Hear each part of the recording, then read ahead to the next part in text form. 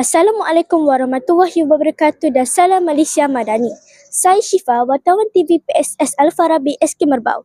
Kini kami berada di College Universiti Islam Antarabangsa Sultan Ismail Petra bagi membawakan liputan khas sempena pusingan awal pertandingan bahas bahasa Melayu ala Parlimen Sekolah Rendah Peringkat Negeri Kelantan.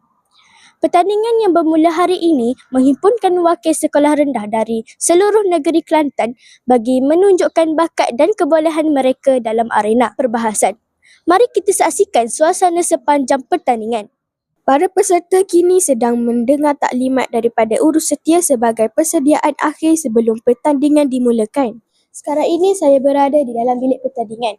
Masing-masing hadir dengan semangat yang tinggi serta bersedia memberikan hujah terbaik untuk melayakkan diri ke pusingan seterusnya.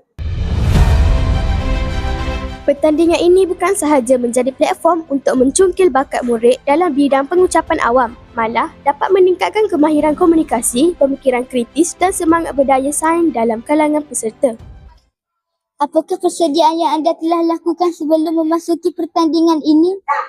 Persediaan yang telah saya lakukan sebelum memasuki pertandingan inilah saya berlatih secukupnya, saya mendengar arahan cikgu dan akhir sekali saya harap kita satu mendapat jahannya. Persediaan saya seperti menghafal teks, mengulang kaji teks yang ditolong oleh ustazah-ustazah dan cikgu-cikgu saya.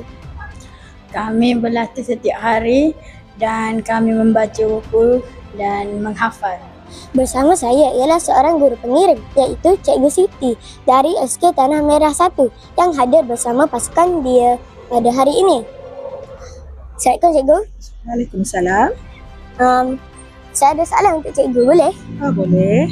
Soalan saya, apakah harapan Cikgu terhadap kepada pasukan yang bertanding di dalam pusingan awal ini?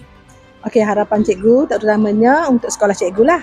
Cikgu harap semua peserta yang sekolah lain pun buat yang terbaik, tunjukkan kehebatan masing-masing, dan untuk sekolah cikgu, cikgu nak pastikan sekolah cikgu ni dapat mara untuk pusingan yang seterusnya. Semestinya harapan cikgu berharap sekolah cikgu akan menang, tetapi kalah dan menang ialah adab pertandingan. Jadi kalau menang alhamdulillah, kalau kalah kami cuba lagi tahun hadapan.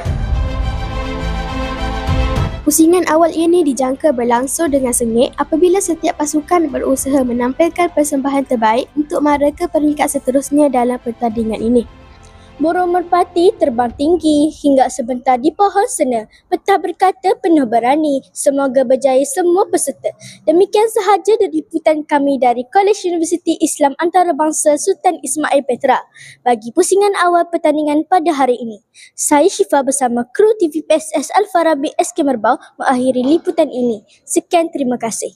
PSS Al-Farabi jadi